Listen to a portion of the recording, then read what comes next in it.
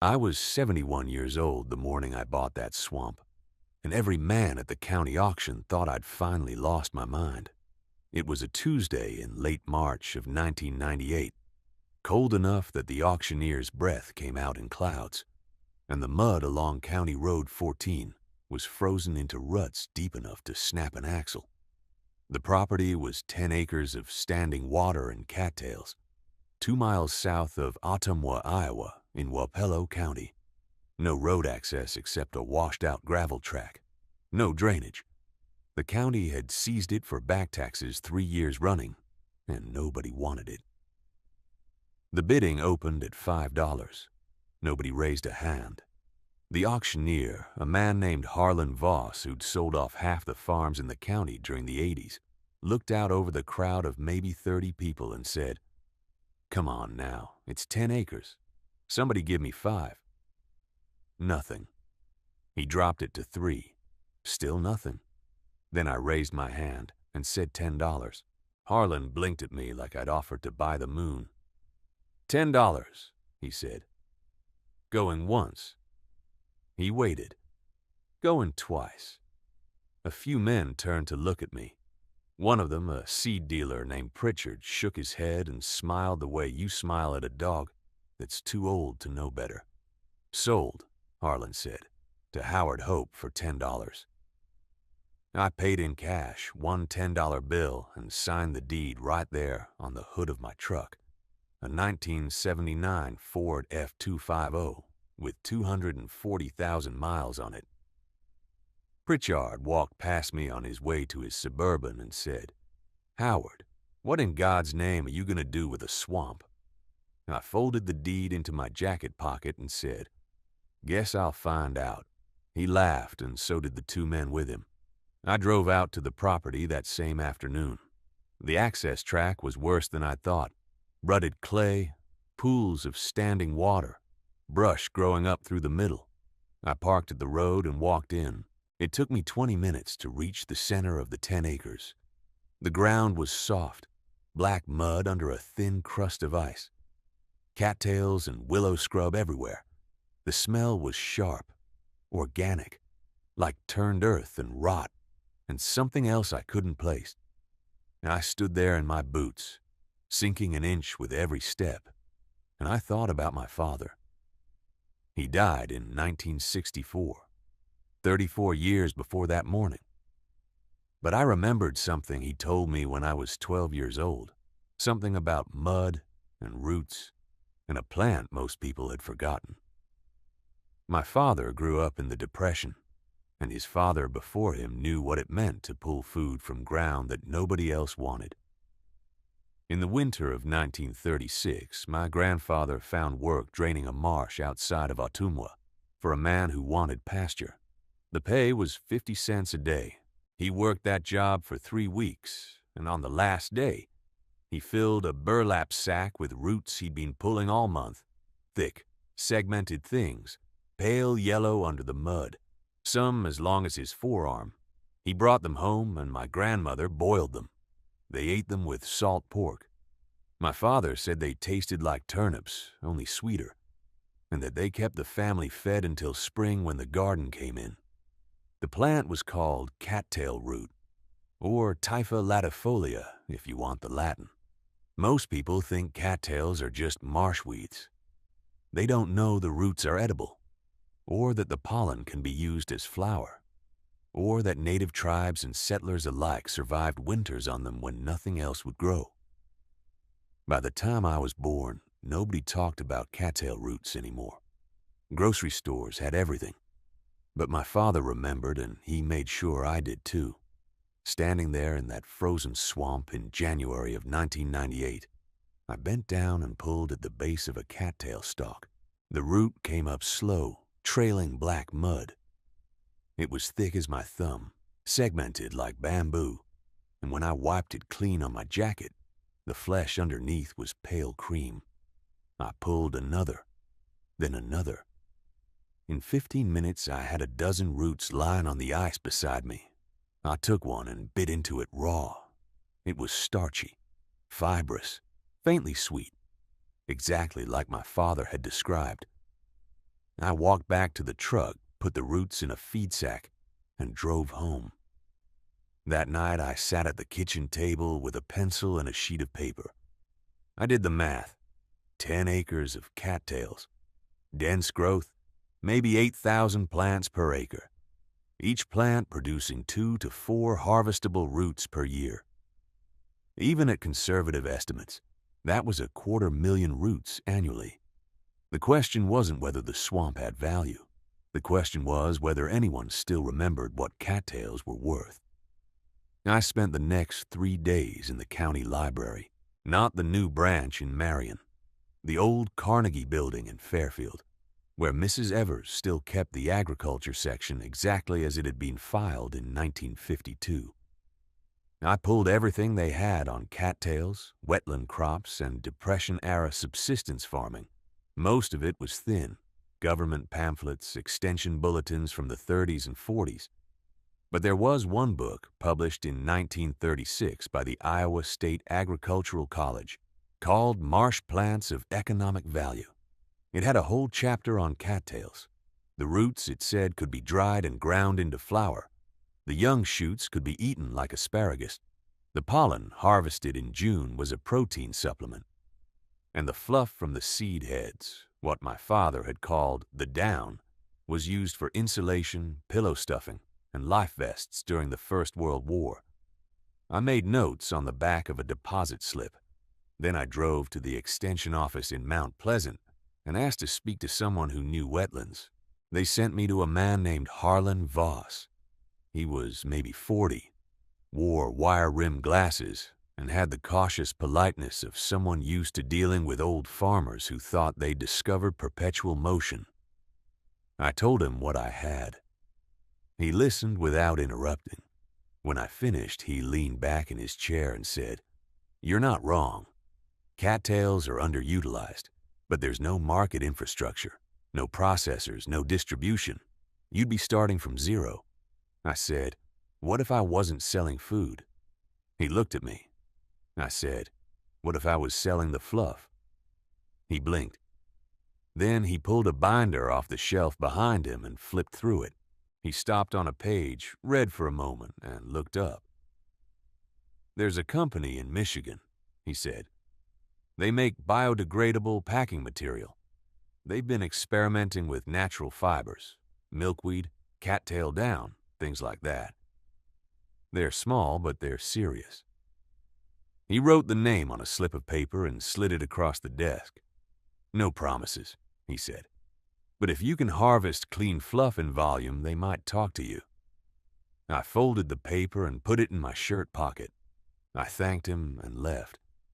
On the drive home, I thought about my father standing in that swamp in 1944, pulling roots in the rain, and I thought about what he would say if he knew I was about to turn his old secret into a business. I called the Michigan company the next morning. A woman answered. Her name was Linda Marsh, and she was the operations manager.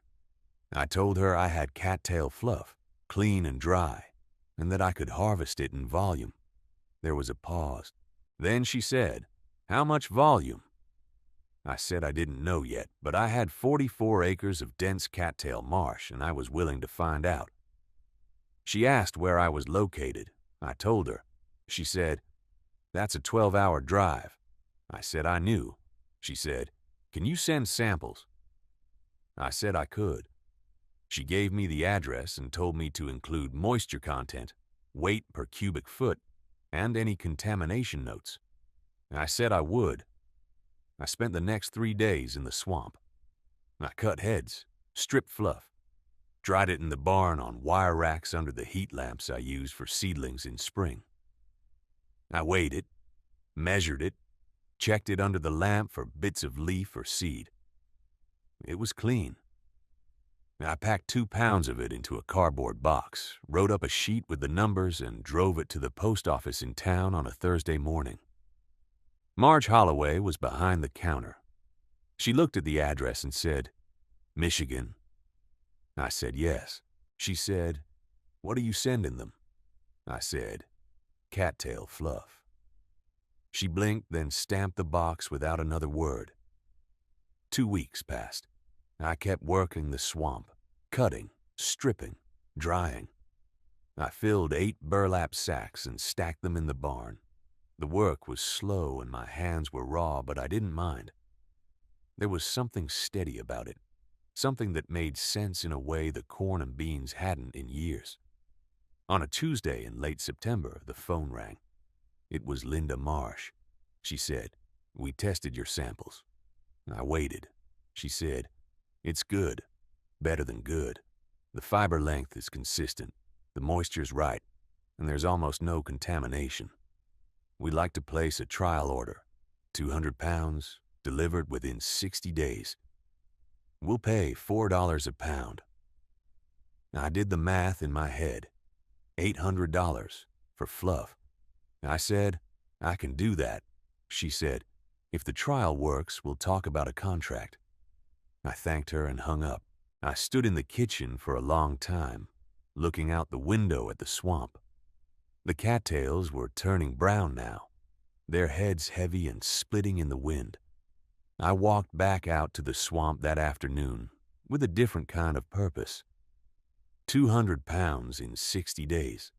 That was roughly 3 1/3 pounds a day, every day, with no room for weather or equipment failure or my own back giving out. I had maybe 40 good stalks per square yard in the densest sections, and each stalk, once stripped and dried, gave me about 1.5 ounces of usable fluff. I did the math standing knee-deep in cold water. I'd need to harvest close to 2,000 stalks. The swamp was 10 acres, but only about 4 were thick enough to work. I marked the northwest corner with a length of orange baling twine tied to a willow branch and started there the next morning. The work settled into a rhythm. I'd wait out before sunrise when the air was still and the mosquitoes hadn't woken up yet. I used the same machete my father had used to clear a fence line in 1967. Wooden handle, 12-inch blade. Edge I kept sharp with a bastard file every 3rd day. I cut low, just above the root crown, and bundled 20 stalks at a time with jute twine. By mid-morning, I'd have 6 or 7 bundles stacked on the dry ground near the truck. Then I'd drive them back to the barn, hang them from the rafters, and let them dry for 5 days before processing. The processing was the bottleneck. I tried using my hands at first, pulling the fluff free from the core, but it tore unevenly and left too much stem mixed in. Then I remembered the old corn sheller my grandfather had bolted to the workbench in 1954, a hand-cranked McCormick with cast-iron gears and a hopper that could be adjusted for width. I pulled it down, cleaned 40 years of dust and mouse nests out of the mechanism, oiled the pivot points with 3-in-1, and fed a dried cattail through. The gears caught the stalk, stripped the fluff clean, and dropped the core out the bottom. It worked. I could process 30 stalks an hour if I kept the rhythm steady and didn't let the hopper jam. By the 2nd week of October, I had 63 pounds bagged and labeled in the barn. The nights were getting colder. Frost came early that year, October 9th, a Thursday, and turned the outer edges of the swamp black overnight. I knew I had maybe 2 more weeks before the whole swamp froze and the cattails turned to mush. I worked dawn to dusk, pulling what I could reach from the edges, wading in boots when the water was low enough, dragging bundles back to the barn on a sled I'd built from 2x4s and an old truck tailgate. My hands cracked from the cold and the constant wet. I wrapped them in electrical tape at night. By October 23rd, I had 112 pounds processed and stored in feed sacks, stacked against the north wall where the air stayed dry. That same week, a man named Gerald Pitts drove out from the county extension office in a white Dodge pickup. He'd heard something from someone at the co-op. He stood in my barn doorway, looked at the sacks, picked one up, opened it, ran his fingers through the fluff, held it up to the light. He didn't say anything for a long time. Then he asked if I knew what the going rate was for raw Kapok substitute in bulk. I told him I didn't. He said it was running between $4 and $6 a pound, depending on purity and moisture content, and that there were 3 textile mills in southern Ohio that would pay cash on delivery if the material met spec. He said the spec was less than 8% stem contamination and under 12% moisture. He pulled a sample from my bag, put it in a Ziploc, and said he'd have it tested at the Ag Lab in Columbus if I wanted. I said I wanted. He called me on November 2nd, a Saturday just after breakfast. The sample came back at 6% contamination, 9% moisture. He said that was cleaner than most of the imported stuff they were seeing. He gave me a name, Riverside Fiber Company in Marietta, and a phone number. I called that afternoon. The man who answered asked how much I had. I told him 112 pounds, maybe more if the weather held. He said bring it down. They'd pay $5.20 a pound if it matched the sample. I did the math on the back of an envelope. $582 for cattail fluff, from a $10 swamp nobody wanted. I drove down to Marietta on November 9th, a Wednesday morning, with 6 canvas feed sacks in the bed of the truck, each one stuffed tight and tied with baling twine. The route took me south on 77, then east on 7 along the river. Riverside Fiber was in an old brick building 2 blocks off Front Street, near the railroad siding. The loading dock smelled like burlap and machine oil. A man in a green work shirt met me at the scale. His name was Vernon Koss, and he had ink stains on his fingers like he'd been writing invoices all morning. He weighed each sack separately, wrote the numbers in a ledger with a mechanical pencil, then pulled samples from 3 of them and rubbed the fluff between his thumb and forefinger. He didn't say much, just nodded, went inside, came back 10 minutes later with a check for $604, 116 pounds total. He asked if I'd have more in the spring. I said I thought so. He said they'd take it, same terms, long as the quality held. I folded the check into my shirt pocket and drove home with the empty sacks rattling in the truck bed. That winter I went back to the swamp every week or 2, even after the first snow. The cattails don't stop being useful just because it's cold. They dry standing, and the heads stay intact if you're careful. I cut another 60 pounds by Christmas, stored it in the barn loft where the air moved but the rain couldn't reach. In February, I started thinking about the rest of the land. The swamp was maybe 1.5 acres, but the whole parcel was 10. The other 8.5 were scrub willow, soft ground, a few patches of wild rice near the inlet, where Stony Creek fed in from the north. I walked it on a Saturday when the ground was frozen enough to hold my weight. There were muskrat runs along the bank, and I found 3 old beaver-chewed stumps near the back corner, which meant the water table stayed high year-round. Good for cattails. Good for anything that didn't mind wet feet. I started mapping it in my head, where I could expand, where the ground was too soft even in summer, where the cattails would spread on their own if I just cleared the willow and let the light in. By March, I had a plan. I'd take out the scrub along the eastern edge, maybe ½ an acre, and let the cattails colonize it naturally. Wouldn't cost me anything but time and a chainsaw.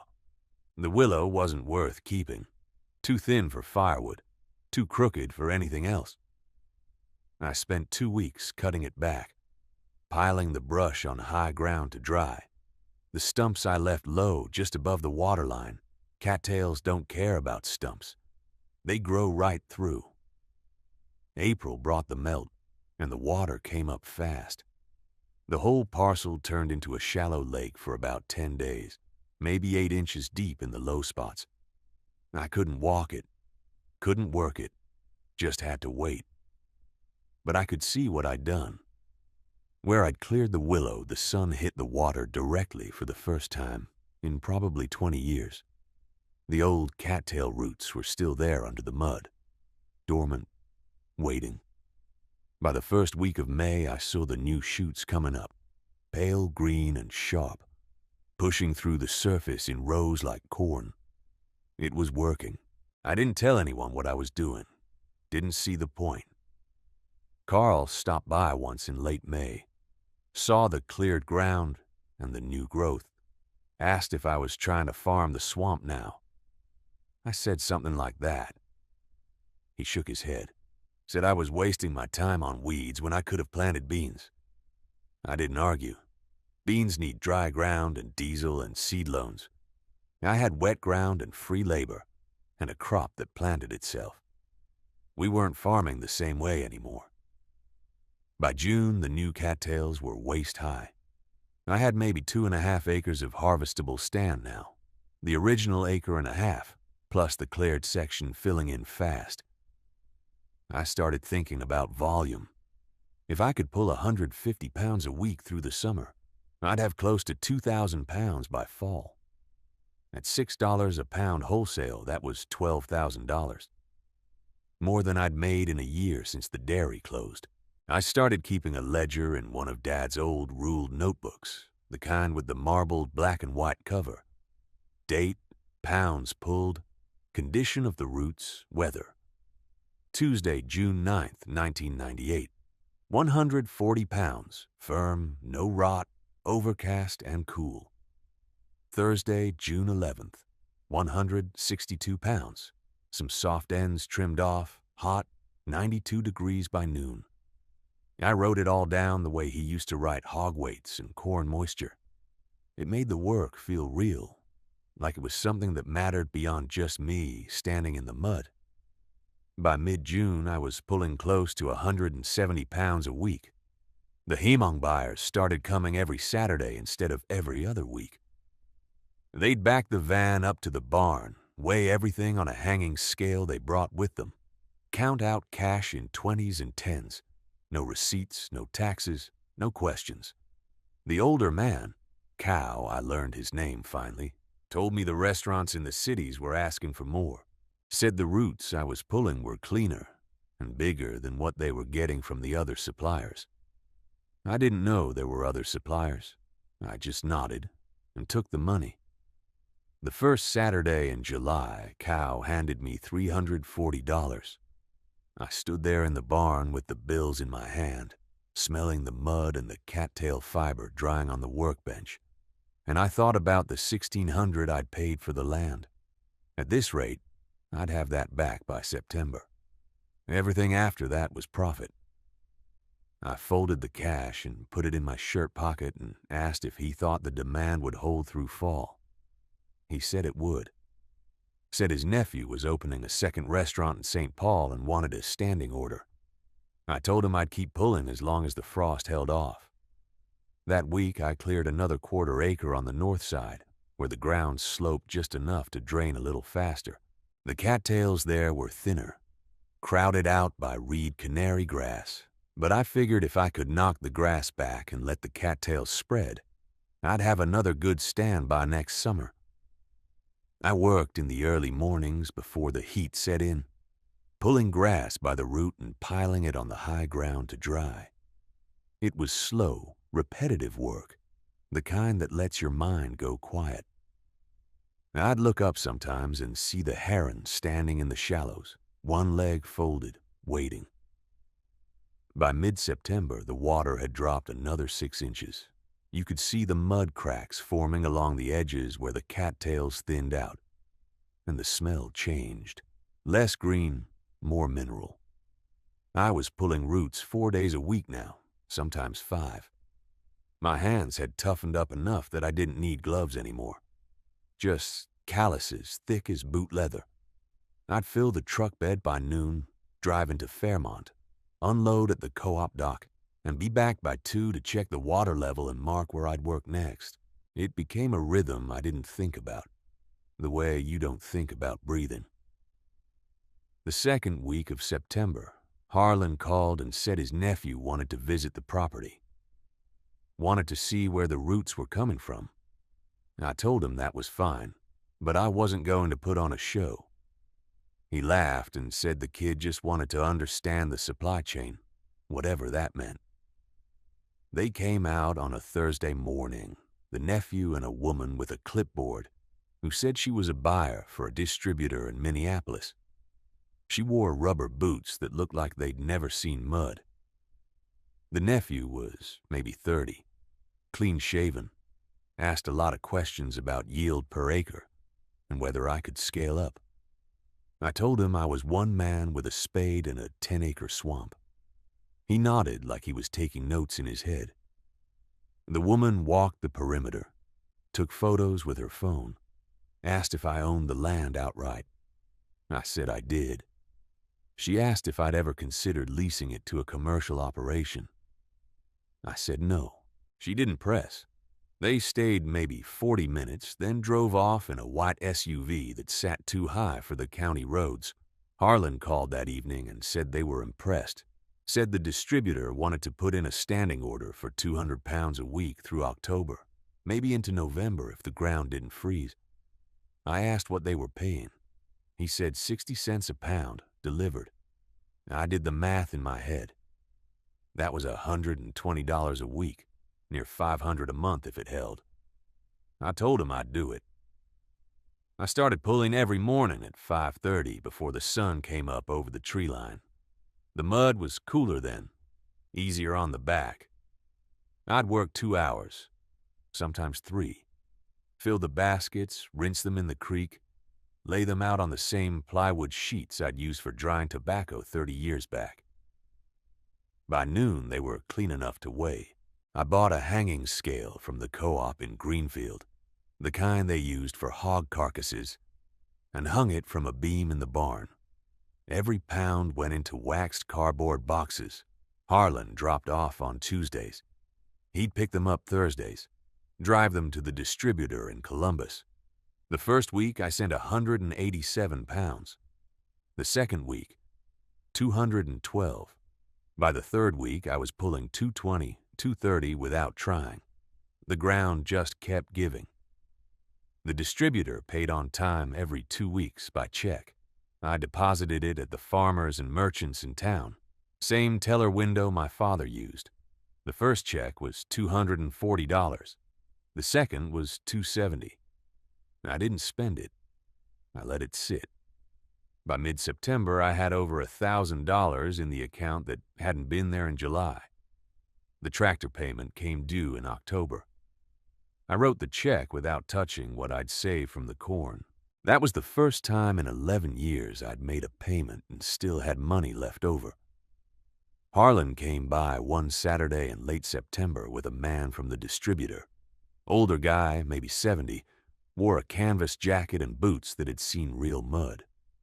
He walked the swamp with me, asked how deep the roots went, how I knew where to pull. I told him I just felt for them. He nodded, said he'd been in the business 42 years and never seen ginseng grow this thick in bottomland. Said most of it came from the mountains, North Carolina, Tennessee, places where the soil drained. He asked if I'd planted it. I said no. He looked at me for a long moment, then said, "Your grandfather might have." I didn't say anything to that. But I went back to the house that night and pulled out the ledger again. Flipped through the pages slow, looking for something I might have missed, and there it was. Third page from the back. A line I'd read a dozen times but never understood. Planted rootstock, North Quarter Bottomland, September 1947. Let it go wild. That was all. No explanation. Just those 7 words in his hand. He'd known the land would flood. Known it would sit there looking worthless for decades. And he'd planted it anyway, because he understood something the rest of us forgot. That patience isn't just waiting. It's planting something you'll never harvest yourself. I kept pulling roots through November. The ground froze hard by Thanksgiving and I stopped. Final count for the year came to just under 9 pounds dried. Harlan's distributor paid $4,100 for the lot. I put half in the bank, used the rest to fix the barn roof and buy seed for spring. The swamp's still there. I'll pull again next fall and the fall after that. And when I can't anymore, maybe someone else will remember what it's for. People ask me sometimes why I didn't sell that land when I had the chance, why I held on to 10 acres of mud that couldn't grow corn and couldn't be built on. I tell them the same thing my grandfather would have told me if he'd lived long enough. You don't measure land by what it does for you today. You measure it by what it remembers and what it's willing to give back when you finally learn to ask.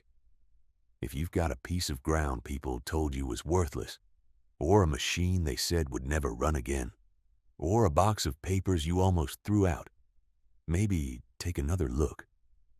Sometimes the thing everyone laughs at is the only thing that'll save you when the bill comes due. And if this story meant something to you, hit that subscribe button and tell me in the comments what you've been holding on to that turned out to matter more than you thought.